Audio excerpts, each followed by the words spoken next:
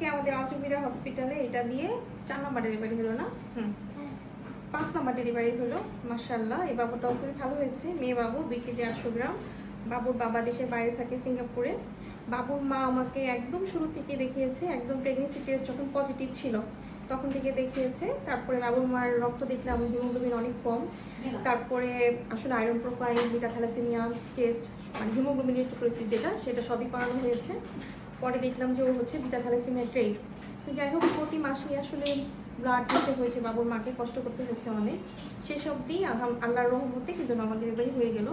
খুবই ভালো লাগছে, কারণ শুরুর থেকে যখন দেখায় একটা মা, তার প্রতি অন্যরকম একটা মায়া কাজ করে এবং পেশেন্টও দেখা যায় যে আসলে অনেক কমফোর্টেবল থাকে। এই জন্যই বলি যে শুরু থেকে দেখালে দেখা যায় যে নর্মাল ডেলিভারি আসলে তো এটা আল্লাহর উপর ডিপেন্ড করে এবং ধৈর্যের উপর ডিপেন্ড করে। পেশেন্টের অনেক ধৈর্য থাকে। আর যে সুন্দর হয়েছে মাশাআল্লাহ, একদম পুতুলের মতো, খুবই সুন্দর হয়েছে। হওয়ার সাথে সাথে কান্না করেছে। বাবু কোনো কট কাচানো ছিল না, একদমই ফার্স্ট ডিগ্রি টিয়ার হয়েছে বাবুর মার। আমরা তো এখানে সাইড কাটি না, বাবুর মাকেও সাইড কাটতে হয়নি, কোনো রকম একটু টিয়ার হয়েছে। তো যাই হোক, বাবুর জন্য সবাই দোয়া করবেন, বাবুর মার জন্য দোয়া করবেন। এরকম ধৈর্যশীল আসলে যাতে সবাই হয়, সবাই যাতে ধৈর্যশীল যদি হয় তাহলে দেখবেন যে নর্মাল ডেলিভারি হয়ে যাচ্ছে। যে যেখান থেকে আছেন সেখান থেকেই ট্রায়াল দেবেন, দেখবেন হয়ে যাবে। তো আমাদের আলচুমিরা হসপিটালের সাথে থাকবেন, দোয়া করবেন। আল্লাহ হাফেজ, আসসালামু আলাইকুম।